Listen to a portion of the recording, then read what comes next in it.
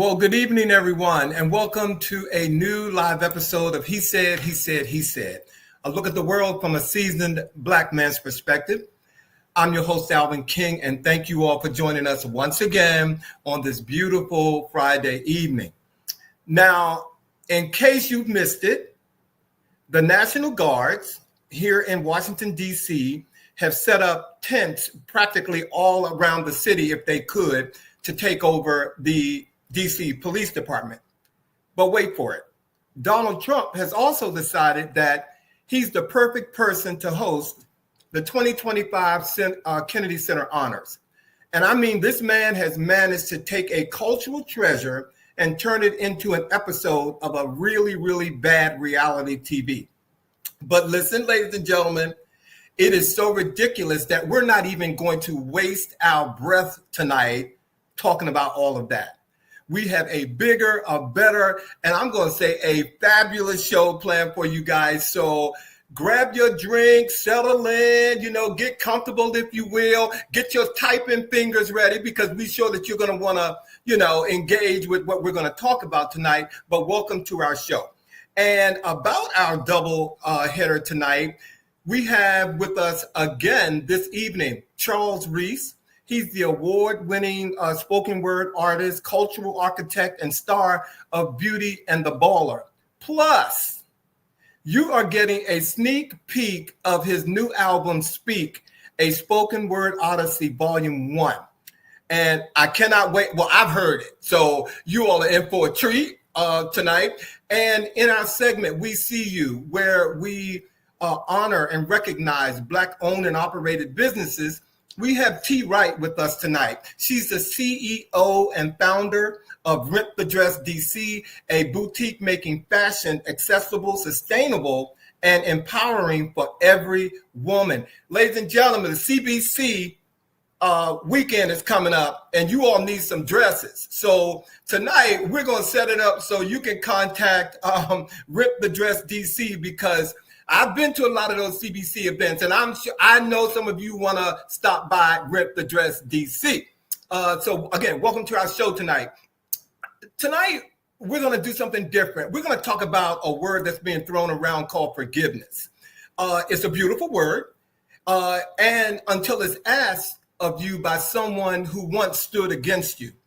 Tonight, I want to talk about the kind of forgiveness that's not easy, it's not clean, and it's certainly not fair. I'm talking about the forgiveness some people are now asking for, people who voted for Donald Trump. People who look past his words, his actions, and the warning signs because they believe he would serve their interests. People who heard his rhetoric about migrants, about Black and brown communities, about women, about the press, and still, they voted for this clown. Now, reality has come home to haunt them, and it's called karma. Their jobs are gone. Their families are being torn apart by deportations. Their communities are feeling economic pain. And suddenly, they want to talk about, with us, and they want our empathy. They want us to forgive them. They want our understanding. But here's the question that cuts deep, ladies and gentlemen. If it wasn't happening to them, if it was still just happening to us, who's being affected by all this, would they be here asking for forgiveness at all? Or would they still be defending him, like many of them are still doing now in light of all this? Forgiveness is not a free pass. It's not just words. It's a choice we make, often at a great personal cost. And for our communities who have carried the weight of oppression, injustice, and open hostility, the question is, do we owe them that choice? So tonight for our chat, we're going to wrestle with that. We want you all to weigh in, ladies and gentlemen, because we know that you have some opinions and some things that you want to talk about. And we're going to look at what forgiveness really means when the harm was deliberate, when the warnings were clear, and when the regret came only after the consequences hit home. Again, welcome to our show tonight. We got a double header for you, and we're going to knock it out the park. So I don't do what I do alone, ladies and gentlemen. So if you all are ready, let's get on with the chat.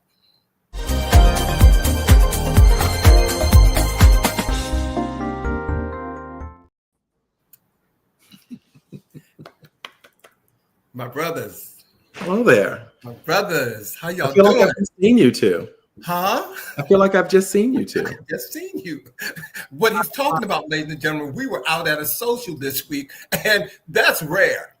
And we were all there. Okay, we the three of us were there, so it was great to see you all out this week. Great seeing you too. Great to see you. So, you guys have a great week. First of all.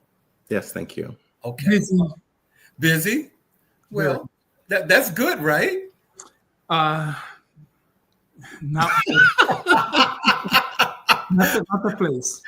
Well, wait a minute. You know, our viewers have started to come on. Already chiming in. They already chimed in, so we want to say hello to them and welcome them. Troy Patterson, Monica Pleasant, Dr. Toole, welcome back. Robert, welcome back. Let me see.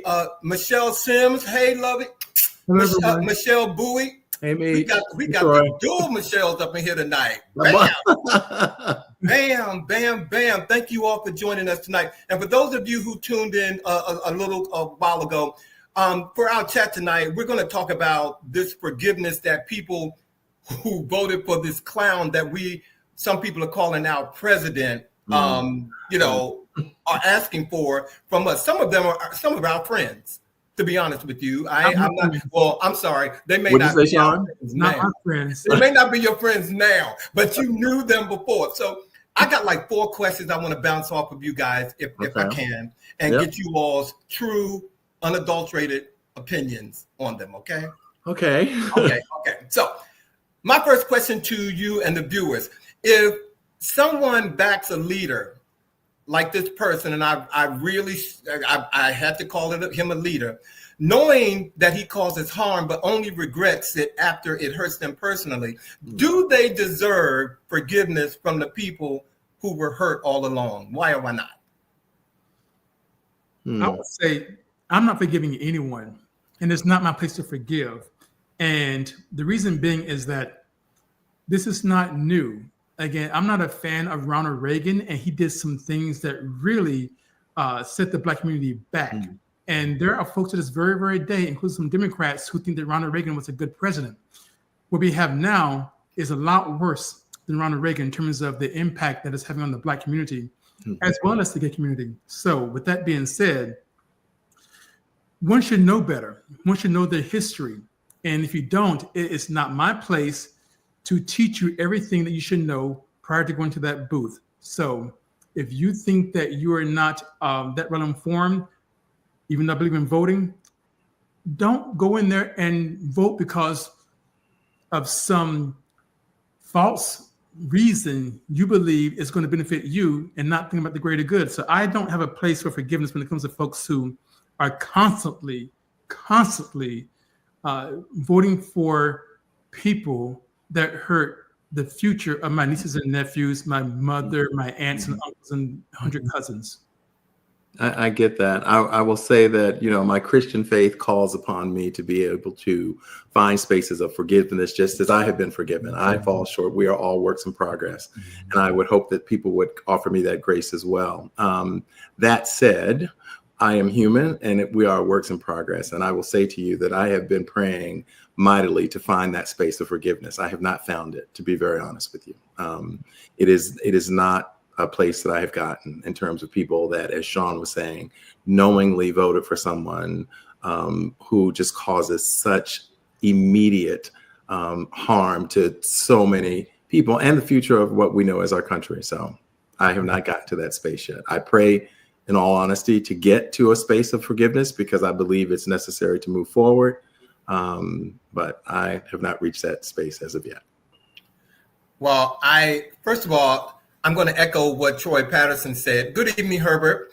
And Troy was pretty short to it, right? I'm echoing what Troy Patterson said because I can't really say what it really means. But to that point, I don't have any room for forgiving anyone right now because, it's like we're spiraling out of control. So I did have someone whose brother was deported, and I know them, and I knew that they voted for that person, and I'm kind of close to them. I don't forgive them for what they did. And so, I am a spiritual person like you, Bobby. So my answer is no, I don't have room to forgive you right now, which takes me to my next question for you guys. How do we forgive people for their political choices that hurt marginalized communities while still holding them accountable for the damage that they've caused? How do you forgive them? I don't believe you have to offer forgiveness in order to heal yourself. And so I think one can heal without forgiving a transgression that happened upon them. Some disagree because some people say that forgiveness is you forgiving yourself. I don't know. So the way I balance it, those principles is again, I'm not the best when it comes to compartmentalization of things. I tend to just like walk away. And how do I hold them accountable? When they cross my path, I remind them of their transgression. And then I say my piece and I walk away. I guess I'm of the school of belief that kind of what Troy had mentioned about being out in the streets and doing the work. I believe that, an apology, and that's something we haven't spoken about. Are we being expected to give forgiveness before someone has apologized even for what they've done? Because for me, before I'm offering you forgiveness, I really want to have a sense that you understand the error of your actions and your behaviors, because there are consequences for everything that we do. And so, as I often say to my students, your apology rings hollow if it is not followed by changed behavior.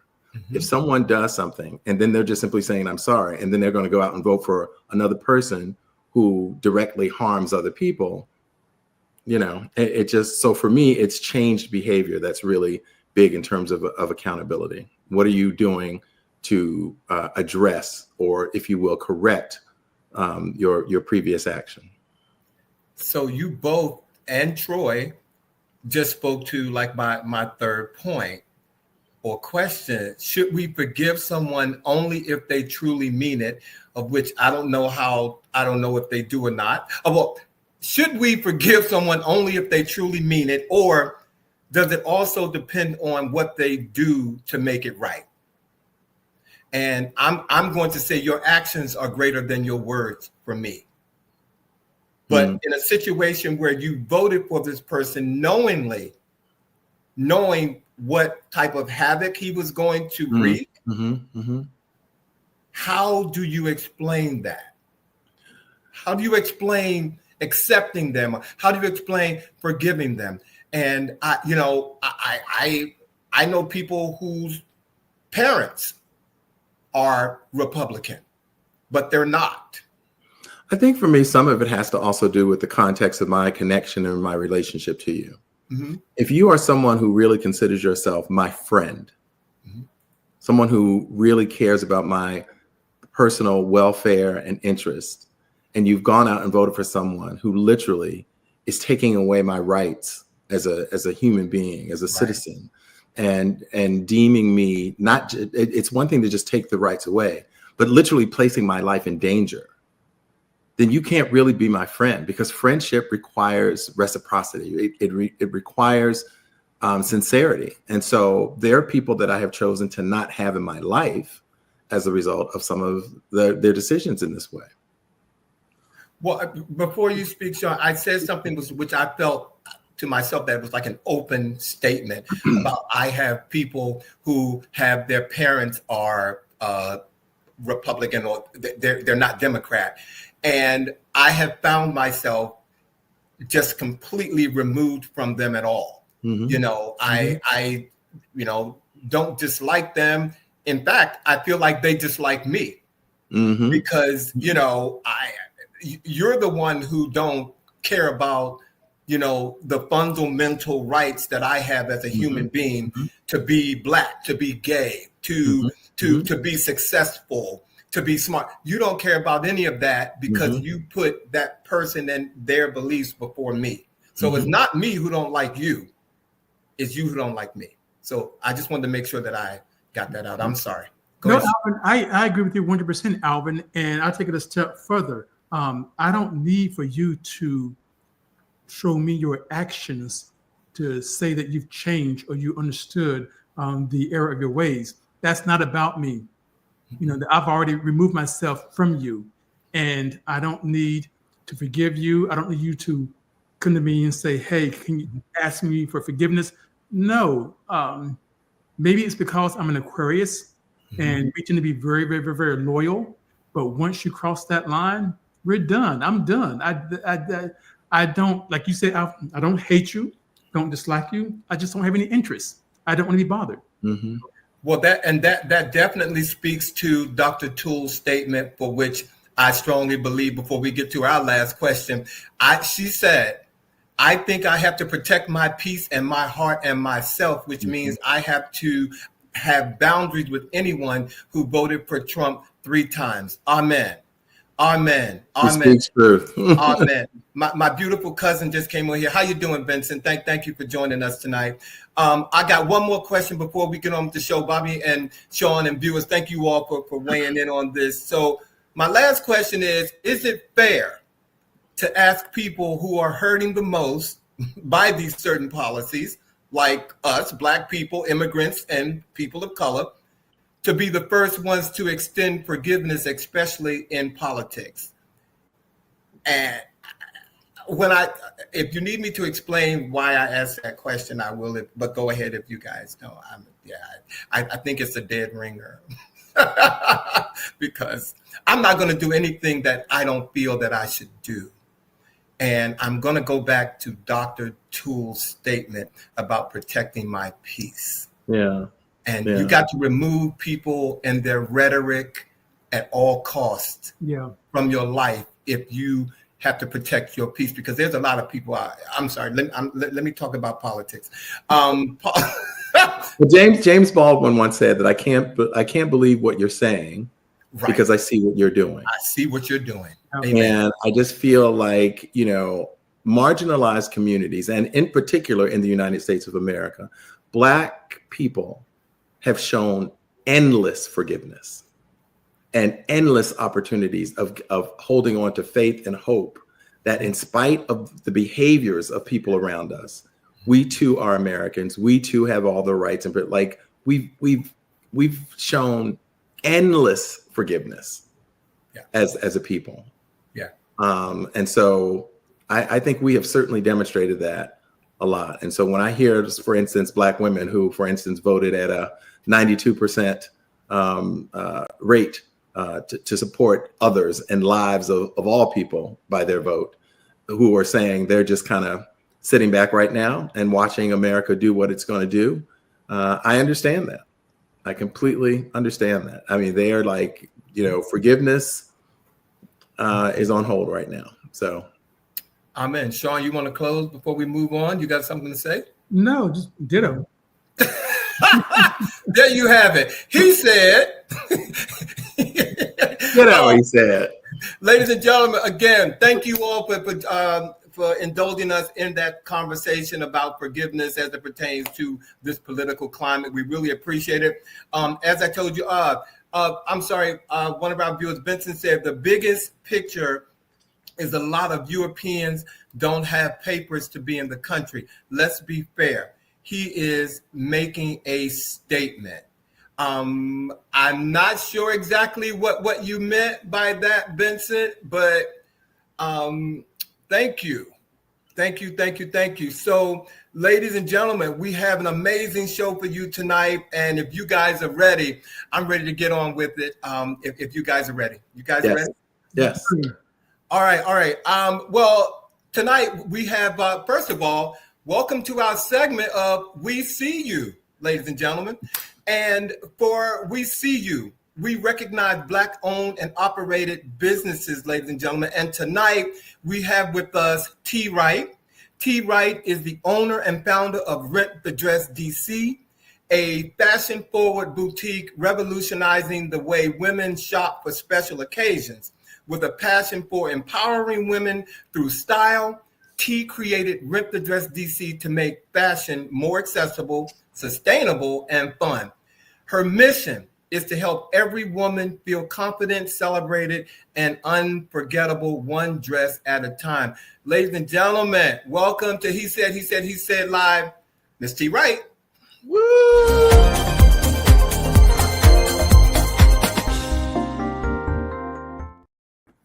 Hey, Tee. Thanks for having me. You guys are so good. Don't sound so surprised. I can't. And I'm not surprised, but the conversation was so good. And to my Aquarius brother, Aquarius, had to shout that out. I'm just like, conversation was really great. So thanks for having me. Thank you. We certainly tried. You know, we call ourselves not a news show. We don't even label ourselves, but we know one thing for sure: we are a resource. To somebody, okay? Somebody wants to hear what we have to say. So welcome to our show again. Congratulations on Rent the Dress DC. So I'm just going to kick it off right now to keep us moving. So Tee, spend a moment to tell us what inspired you to launch Rent the Dress DC and how, if at all, your personal journey has helped shape your brand. Oh my gosh, of course. So I started this as a personal stylist in DC. And I just want to shout out Troy real quick because I saw he made a comment about Troy. Two of them are very dear to my heart. So yeah. So I started as a fashion stylist, right? Personal stylist. And in that journey, I saw a need. Like women were looking for dresses and they want to look good, but they don't want to have the clutter in their closet. And I had so many women coming to me talking about how they could rent a dress, or can I buy this dress and return it? You know, we all do that. It's unspoken, but it's been done. And also just about being in a space where they can feel special and wanted. And that's where I birthed Rent the Dress DC. I mean, I'm not the first person to have this module of renting, but it's unique because it's a local boutique. And there's nothing like this in the DMV area. And you get special VIP treatment from me. And it's more like you're coming into your girlfriend's closet to shop. And also it's so important for me to be size inclusive because that's another thing that women struggle with. Like, you know, women, we are all shapes and sizes and we're all beautiful in our own right. And sometimes it's hard to find that. And it's important to me to include all women, to make all women feel special. And that's where Rent the Dress DC came from. And I sat with it for many years and just afraid to like jump out there as many entrepreneurs, right? Right. And I had the great opportunity. My aunt, she owns a suite in District Heights, Maryland, and she had a space available for me. Her shop is the Brat Box. Her name is Geneva Coleman.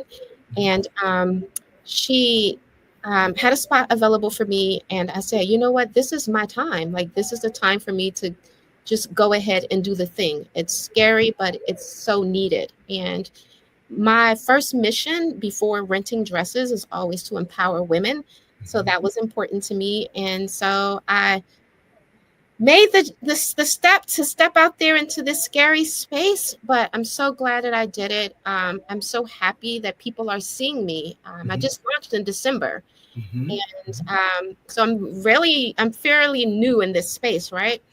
And I'm just excited to be here. And I'm excited to have women find more about me. And because of people like you and platforms like you, I am being seen and women are being able to know that I'm here. So yeah, I'm here to just make women feel like special and wanted. And come shop with me. Get the VIP experience. Get your champagne. Get your styling advice. So I'm here. Well, thank you. I'm glad that you got out of your way. Yeah. I'm glad that you got out of your way and that you're here with us. Thank you. Thank you. It is clear that you have an eye and image, and all of that is really important. I love your logo. I want to tell you, nice, clean. I love it and so forth. Tell us a little bit about, in your mind, the most tangible way that Rent the Dress is changing the way that women in DC are looking for just for a social occasion. Because, you know, we got a lot of social occasions in DC. So. Oh, we have a lot of social occasions and we have some big events coming up. And so for me, it's, I'm taking the stress away from women, right? I'm taking the stress away from worrying about like if my dress is going to arrive on time. And a lot of confidence building. And a lot of times women, we're afraid to say, like, we don't feel confident about ourselves. And I'm in a small space and it's intimate, and I can bring women here and I can give them that confidence booster. I can make sure that they have their dress when they need it. They're not waiting for it to come. Or and it's a DMV, like all things are happening, right? So there's lots of events. And sometimes women are traveling to this area and they so happen to get invited to events and they don't have a dress. And I am providing that for them. So it's like your last minute stop, but it's not just like I'm going to a big box shop and pick No out name store. no names. Mhm. But I'm going somewhere where someone's going to take the time to like educate me about my body and make me feel good. So I am changing that. And also I am changing the world of sustainability, right? So I do believe fast fashion isn't going anywhere. I'm not totally against fast fashion, but I think I can help it in a space where if I am curating dresses from fast fashion, I'm still sustainable because I am recirculating those dresses amongst women. So I am cutting down on the waste. I mean, 80%, and when I did my research, I didn't realize this, like 80% of clothing end up in a waste field. 80%. And we don't know those facts. And so I am changing that by having women rent dresses and not buying a dress and then throwing it away or tossing it somewhere where no one's going to wear it again, or put it in your closet and creating clutter for yourself. And it's not doing anything. Thank you. Yeah. But I can definitely tell that you're an Aquarius because you sound very, very artistic. And you're thinking about other people. And you talked earlier about being inclusive of all body types. And I think that just fits well with your nature. I can sense it from your aura, if you will. It's obviously there. So with that being said, okay, so how does Rent the Dress promote being inclusive and body positivity and the accessibility in fashion? Yeah, of course. So in any of my marketing that I do, I make sure that I include women of all sizes. I was just recently on Channel 9 News, and I made sure that I was representative of all women. A lot of times you'll see ads and you'll see like the typical model size. And it's very important to me whenever I'm doing any type of marketing. I'm going to do a fashion show and I am looking for everyday women, every sizes to present my business. I have sizes from extra small to 3X. And because that's a woman, right? We're not just one size. So it's so important to me that I talk about it. And the more we talk about it, it's out there. Women see it, but not just talk about it, but be about it. So when women come to me, they are able to find the dresses. I'm not just talking about it. When you come to my shop, you can find a 3X, you can find an extra small. So it's, to me, more putting your mouth where the words are, or whatever that saying is. Well, yeah, putting your money where your mouth is. Money where the snap. But I speak it, I mean it. It's important to me. Okay. It's super important. Yeah. You had spoken to sustainability. I was going to ask you a little bit about that sustainability and so forth, and then you addressed that question. So I do have one other question for you. When I'm thinking, as I'm looking at all your dresses, is there a particular style that is the go-to must-have look? I would say sequins. Like, women love sequins, and I'm not a sequins girl. And so that's the other key. When I shop, I'm not shopping for what I like. I'm like studying women. I like to see like what women like. And women love the bling. They love the bling. So when I'm shopping, I'm like looking for like all the like sequins and glitter and glitz and all those things. I'm more like a simple type of girl. Once in a while, I'll jump out there and do something sequency. But yeah, you definitely have to study women. You have to talk to women. What do you like? A lot of times when I'm shopping, I'll ask my friends, like, do you like this? Would you wear this? And it's not just about like what I like or what other people or what I think is attractive. It's like, what do women like? And so that's important to me. So yeah. It Thanks. sounds to me, T, that you have been doing a lot of learning, and of course, you're entrepreneurs. So, and like you said, women, there is no monolith. This diverse. So, with that and all the learning that you've done, what has been your biggest lesson in building a brand for a group, for a ground up, or from the ground up, I should say? Excuse me. And how do you stay inspired during your challenges? So first, let me start with how I stay inspired, because I think that's important, right? I stay inspired by keeping myself around other entrepreneurs, not just like other entrepreneurs, but my friends, like people that are involved in my life. They keep me going when I'm feeling like depleted or I can't do this thing. I can, even if I'm not doing something, I can attend something that they're doing, and it inspires me to like keep going. So surrounding yourself with those type of friends and family members, I think that's what keeps me inspired. And then also just being a woman, like I'm a woman's woman, like Mm-hmm. of all things, like I think it's so important. And for me to encourage and promote and inspire other women, um, that keeps me going. And I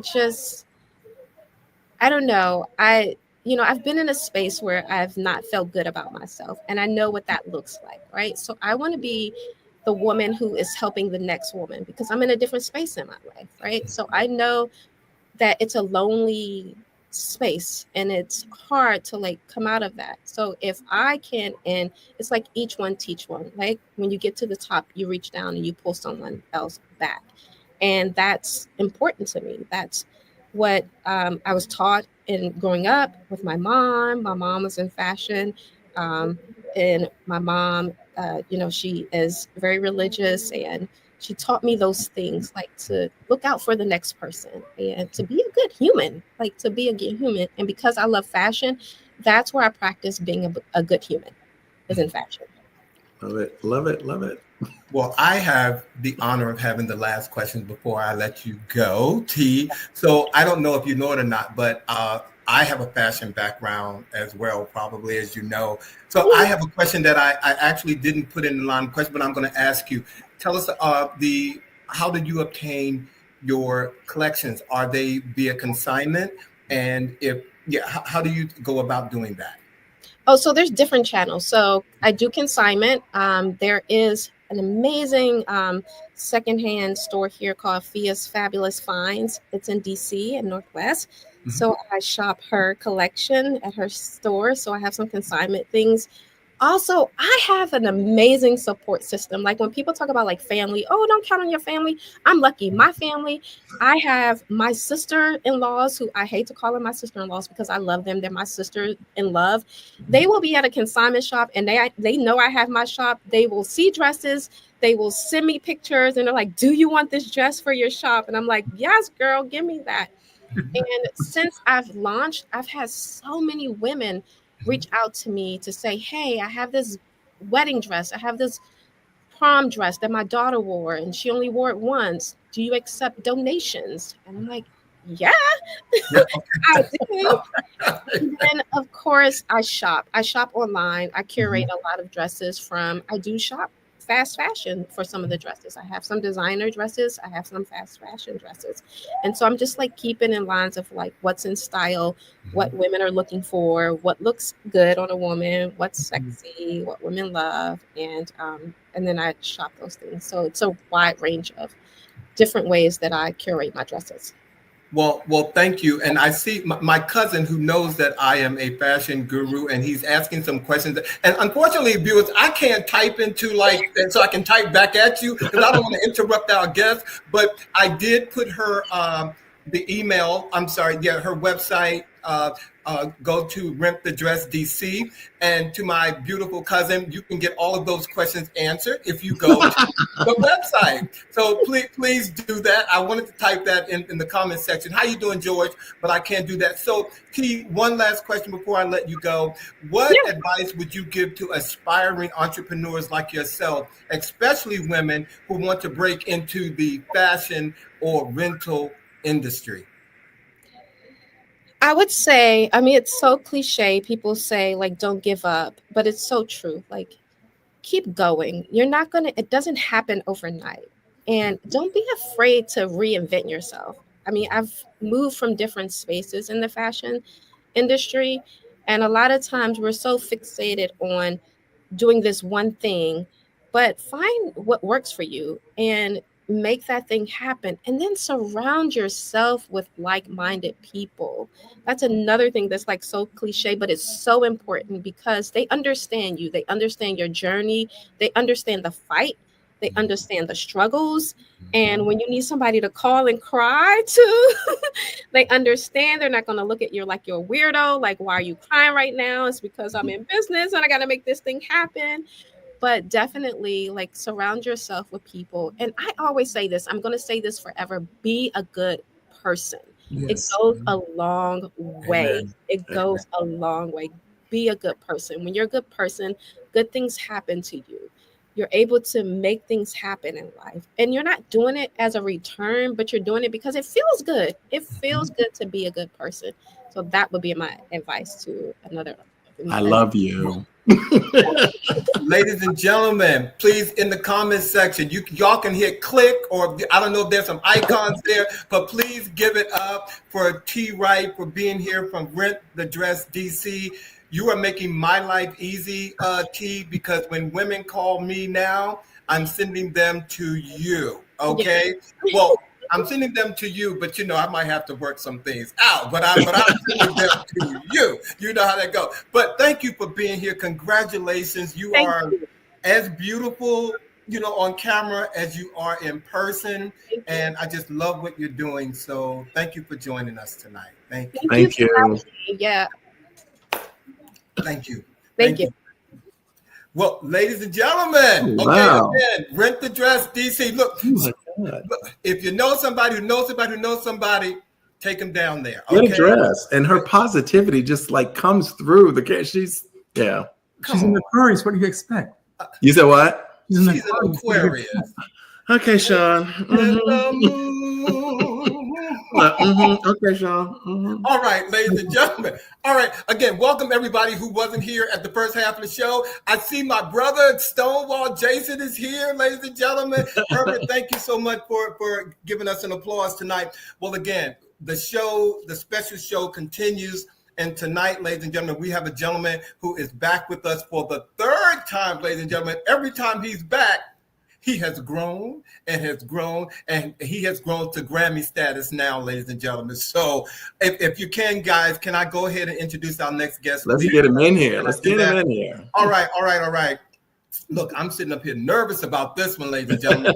Look, Charles Reese is a multifaceted artist, producer, and cultural architect, founder of Teeth and Eyes Communications, renowned for projects that celebrate Black legacy and foster intergenerational dialogue.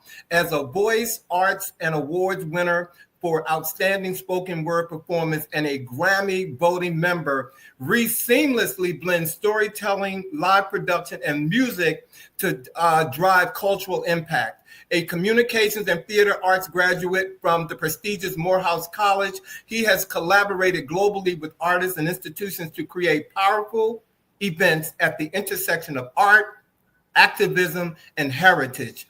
His critically acclaimed work, bringing James Baldwin's legacy to life, has been widely praised. Through his innovative productions, Reese continues to push boundaries and inspire new conversations about identity, culture, and social justice. His highly anticipated second album, Speak, a Spoken Word Odyssey Volume 1, is set to begin streaming on all digital platforms on Tuesday, August the 19th, this being August the 15th. So we are debuting his new album before anybody else sees it, ladies and gentlemen. It is exclusive. So if you all will indulge me, before we bring Charles on, I want you all to listen to this first clip, The Year I Forgot.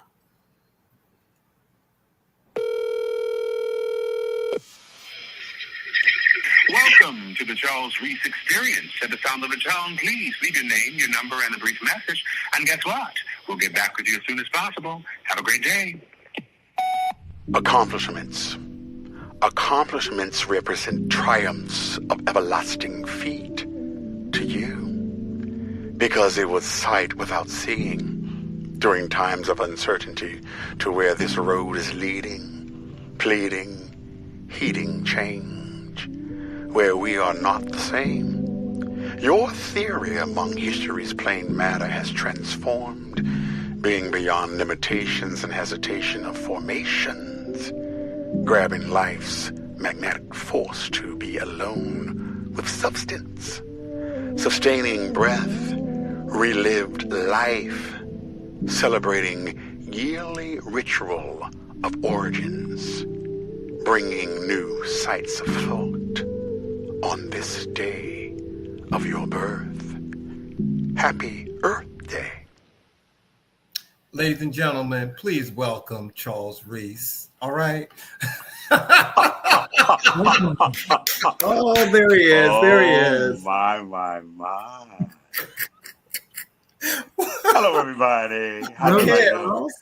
Charles, but before we go on, I want to shout out, I don't know who the individual is, but someone is joining us from Canada tonight, okay? My producer just told me, so I just want to shout out, I don't know who the individual is, and I just want to say thank you for showing up with us tonight from Canada. Thank you.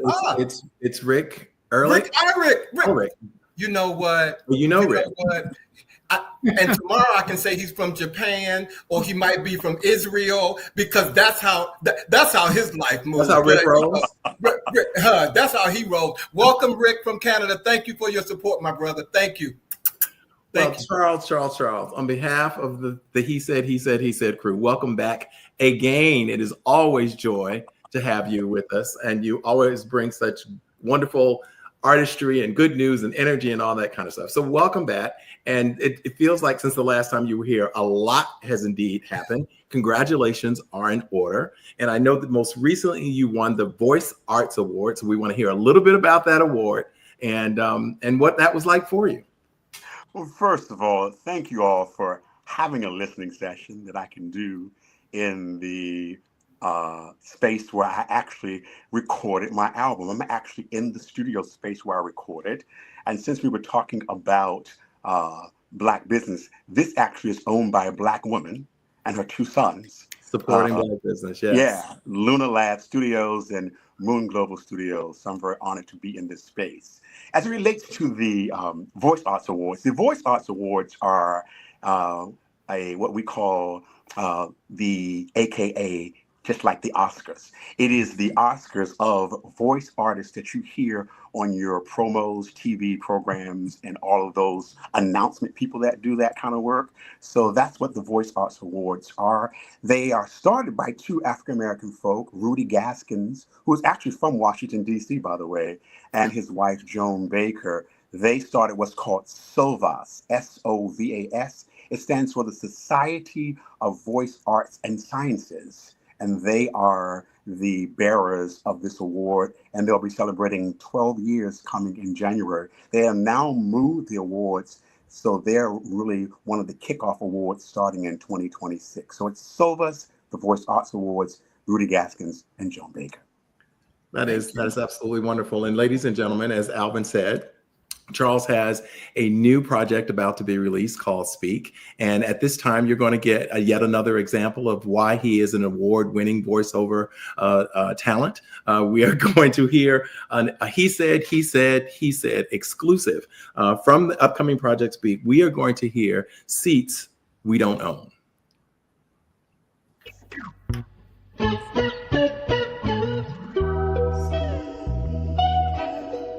We don't own seats bought by tax dollars and apparatuses of doom to fill the blood shedding of a young African children in the streets of anarchical, colonized, non-libertarian formations of repressing real democracy, where we are unanimous in united measures to sustain. Life quality cannot be obtained through oppression measures by resting on a bench, spinning my mind with these ghoulish tricks of force.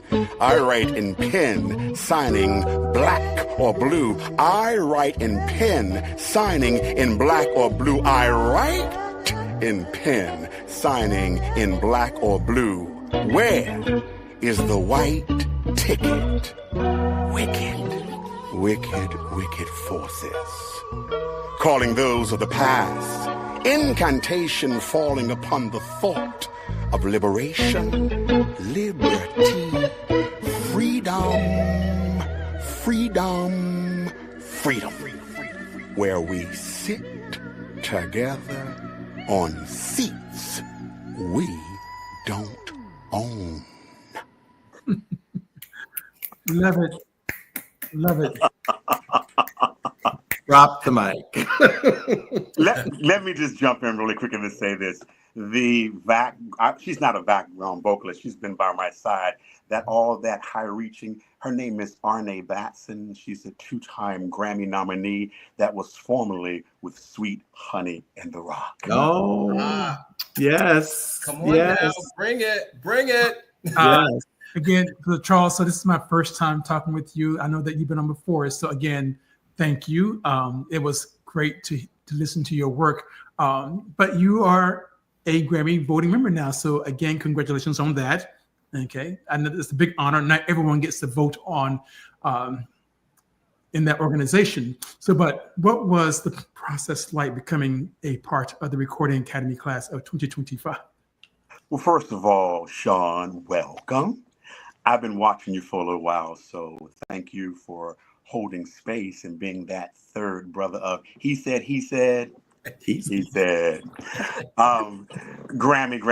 Grammy. So here's the situation. In order to become a member of the Grammy Academy, remember, it's not a union like SAG and all the other places or unions organizations I belong to. It's an academy. So you have to be invited into the academy, and it starts with a letter writing process. So someone, and I'll tell you who that was later, you have to have a couple of letters, but I will tell you the main person that wrote a letter for me a little later.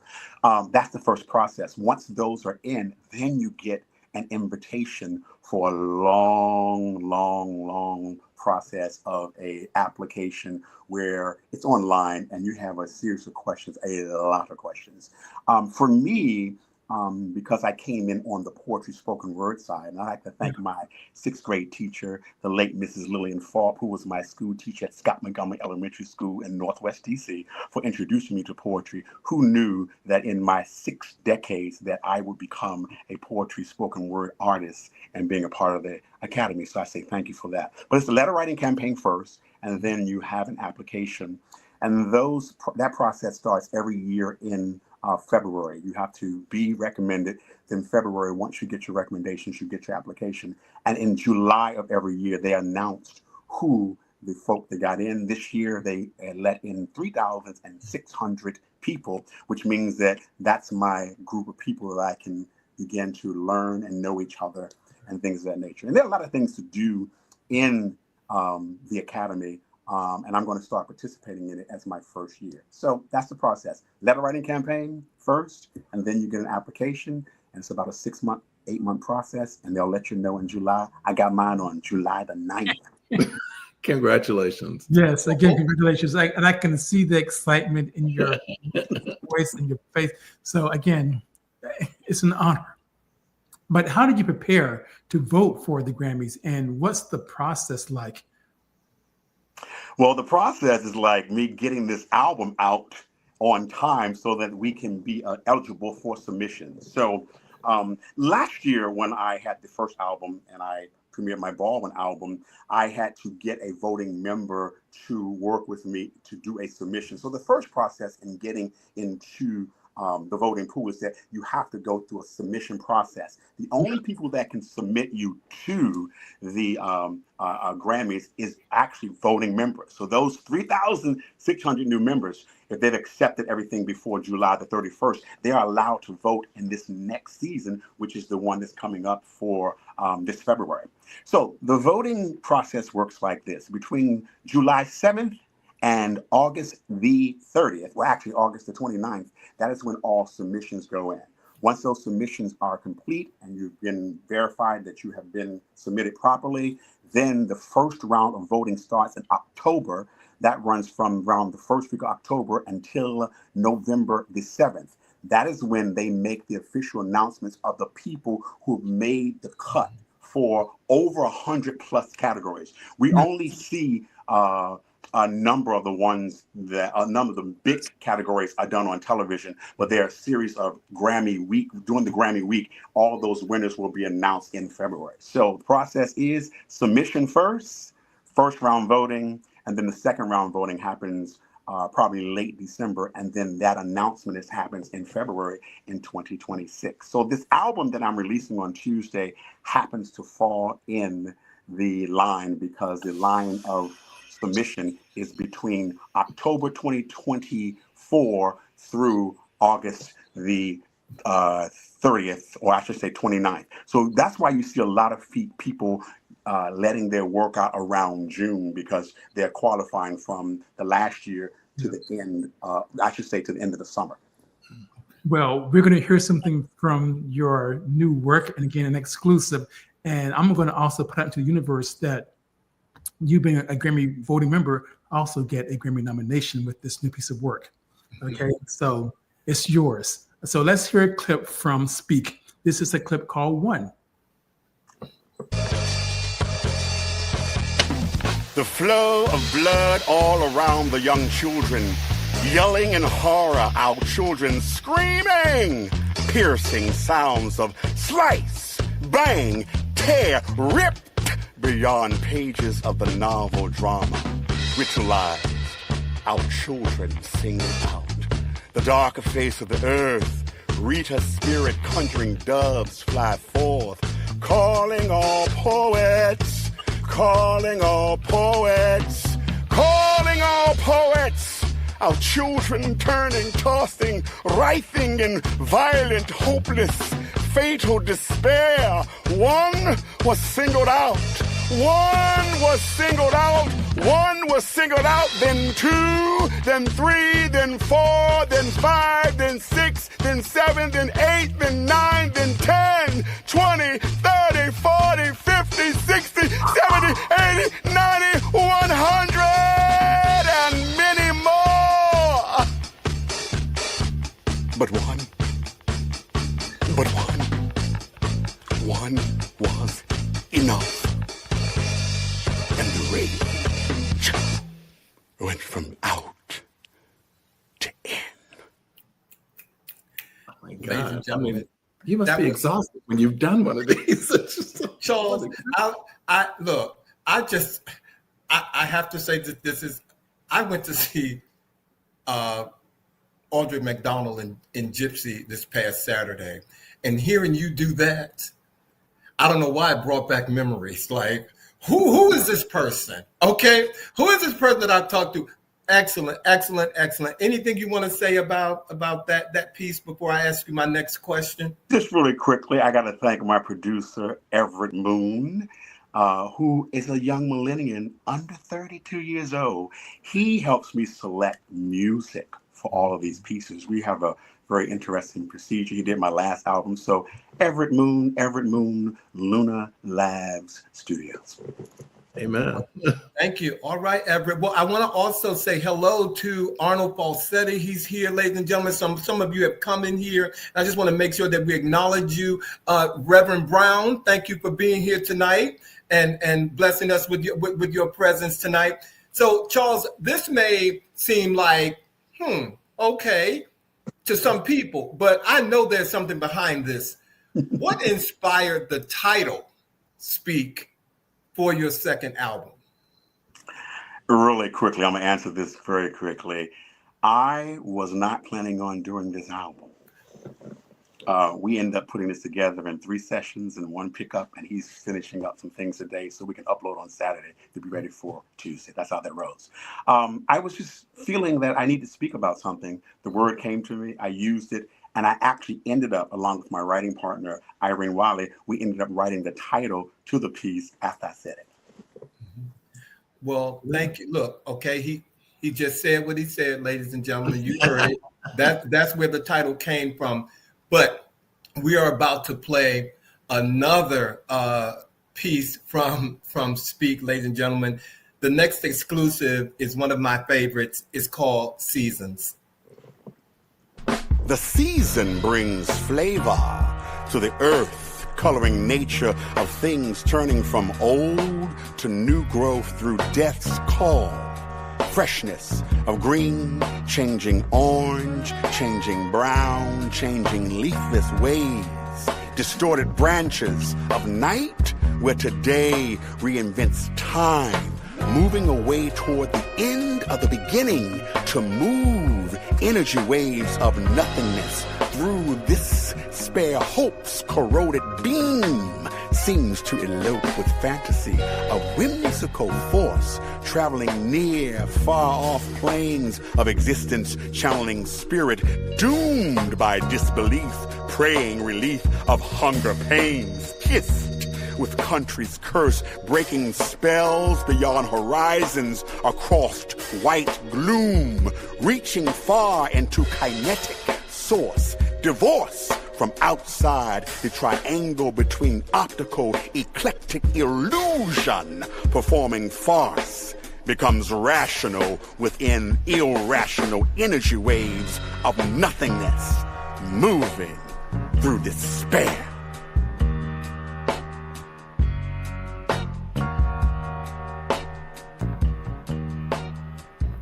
I just want to get a glass of wine or something, just sit back and just enjoy this.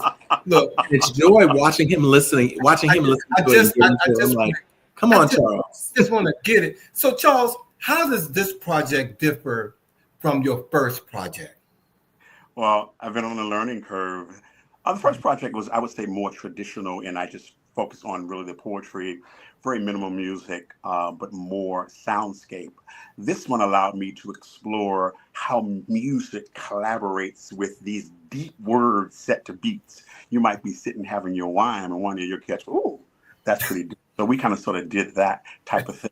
And all of these poems, about 8 of the poems come from a purple book that was bequeathed to me by my belated playwright, Morehouse brother, Howard Simon. And a lot of them are written between 1996 and 2000. And I've just been re-engaging them. Bravo. Bravo, my brother. Bravo. Charles, we recently lost Malcolm Jamal Warner, a loss that many of us grieve and felt personally, even though we did not have the opportunity to know him personally. In your case, you did know him personally. And so we express our condolences to you on the loss of your personal friend. How are you dealing with that loss? And we understand that in this new project, you have dedicated a song to him. Yeah. Well, first, I'm going to first start with this and say I'm still sending love, grace, peace, and mercy to his mother, Pamela Warner, his wife and daughter, who I did not know, sending them personal hugs, and the entire family, and also, as well as his father. Yes. I always like to start there. His mother did finally make a statement, and if you want to read that, it's on what's called the MJW Legacy page now at Instagram. So go check that out, because I think that helped me through the process. But I was writing on Facebook, and I wrote a kind of like what I thought was something that helped me get through it. And then later I decided that I would just go ahead and do a poem with my writing partner. And we gave it to Karen Briggs, the violinist, and she took us to another level. And it's helping me to heal. We hope that it'll help you to heal. And if you're dealing with any type of grief, please know that you can reach out to a lot of resources and do that. Take your time and heal. And I hope that this piece helps people deal with our dear brother, Malcolm Jamal Warner. Well, we thank you for sharing it with us. Ladies and gentlemen, we get now to hear the personal dedication to Malcolm Jamal Warner by Charles Reese. A poem for brother Malcolm Jamal Warner, actor, poet, musician, writer, director, activist, father, husband, son, and my brother in the arts.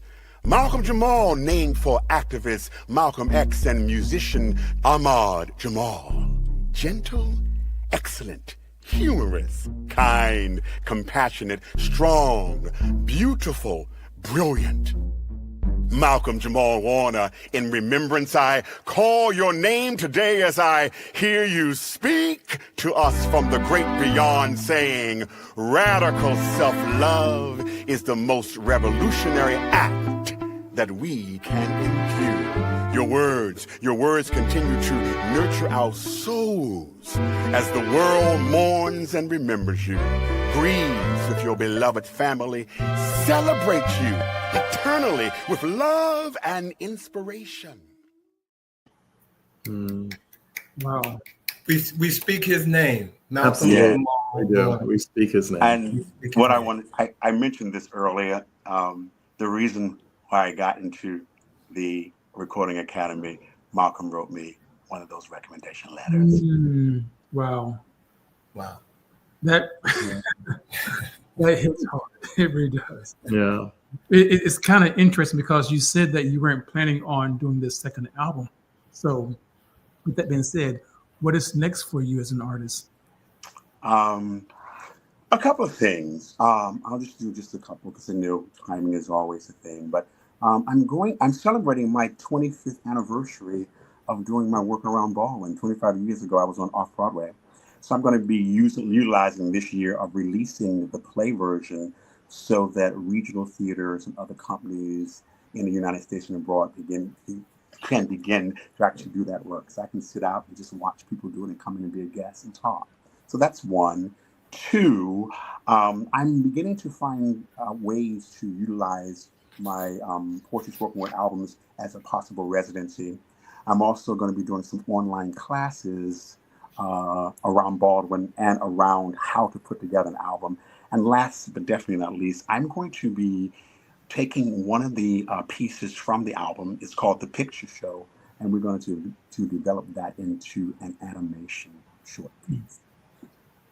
Nice. Well, much success to you. First of all, ladies and gentlemen, we're about to end our discussion with Charles Reese.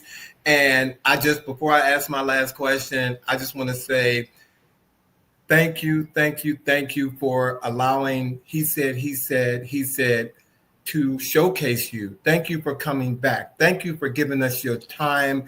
And it's like I'm watching my son grow, because every time you leave here, you come back bigger, better, stronger, and just more beautiful. So thank you. Yeah. Thank you. But our last exclusive clip is called Phase. But before we let you go, I want you to tell people how they can purchase Speak, how can they get, because we need to get you to that Grammy status. We need to get you there. So tell everyone, how can they purchase your project Speak? It's all very simple. We're in an upload society. So as of Tuesday, you can go to all the social streaming platforms, Apple, Spotify, they'll all be there, Amazon, and all those spaces will be available. You can also reach me on my webpage, www.charlesreeseexperience.com, just to find out where we're going. And we will see where the journey leads. We just take one day at a time. As James Baldwin once said, you don't tell life, life tells you. Hallelujah. Hallelujah. Well, ladies and gentlemen, as we close out our conversation with the amazing Charles Reese, our last exclusive clip that he has allowed us to share with you tonight is called Praise. Thank you, Charles. Right on. Say it loud. I'm black and I'm proud. Power to the people. Right on. Say it loud. I'm black and I'm proud. Power to the people. Right on. Say it loud. I'm black and I'm proud. Power to the people. Seeking a phrase to capture the moment of revolution, walking, disillusioned, confused, no guidance confined to time when we kill, destroy, employ revolution, seeking a phrase that forms discourse of collective reason in a time where we kill, destroy, employ revolution, seeking a phrase igniting ferocious flames, burning in upon the light of day where we should see distant sites of history whose past time killed, destroyed, employed revolution, seeking phrases that signify praises of freedom. Right on! Say it loud! I'm black and I'm proud. Power to the people! Caught in a daze of what could have been and might be progression toward mystery. The unknown, confusing haze. Seeking the phrase. Right on. Say it loud. I'm black and I'm proud. Power to the people. Right on. Say it loud. I'm black and I'm proud. Power to the people. Right on. Say it loud. I'm black and I'm proud. Power to the people. Look, first of all, Dr. Tools asked a question before we let you go. Power to the people, Charles. But Dr. Tools asked a question. I just want to make sure that if you could answer that question, because it is, I think, was a very important question. Are you on Bandcamp or somewhere that you'll get the money from sales? Yes, I'm actually on DistroKid. Is my actual distribution person, and we actually get most of our money through that.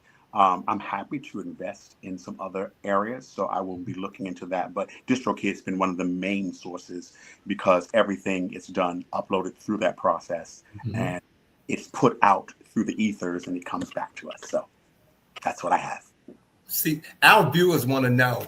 Exactly. Charles Reese, don't go anywhere. We're going to bring you back. But thank you, my brother. Thank you for being here tonight. We so appreciate you, man. Congratulations on everything you're doing. Thank you. Whoa. Wow. Well, and a special shout out to our producer, Norman, who we celebrated his birthday last year. I had him working Last week. I mean, last week. I'm sorry. Look, okay. Look, last week we celebrated Norman. You earned that one tonight, Norman. Very wonderful. So, ladies and gentlemen, thank you all for tuning in. And I always have to apologize when we go even slightly over because you all are so dedicated and supportive of what we do. Hello, JJ. I didn't say hi to you earlier. Hey, JJ. We did see you. But look, next week, ladies and gentlemen, we have the amazing Dedrick Tillerson here. He's the author of I'm Nobody's Maybe. I have been reading this book. Say it again. I'm Nobody's Maybe. Okay. This book had me on the train last week going to New York almost in tears. Okay. So he is here next week to talk about his book. And our words of the week, ladies and gentlemen, thanks to Bobby. Don't be afraid to spend money on traveling, as I just mentioned. Be afraid of growing old and realizing that the only place you ever went was to work. Hello. Amen. Hello. There. Hello. Bobby you and cannot just go to work. Sending major love to my brothers. Thank you all. Thank you all. Thank you all to all the viewers for tuning in tonight from near and far. We really do appreciate you, and your support means a lot to us. And tell a friend, okay? Tell a friend. Tell a friend. And until next week, you guys have a great week, and we'll see you on a new live episode of He Said. He said. Have a good weekend, everybody. Thanks, everybody listening in. Be safe. Have a great weekend. Ciao. Bye.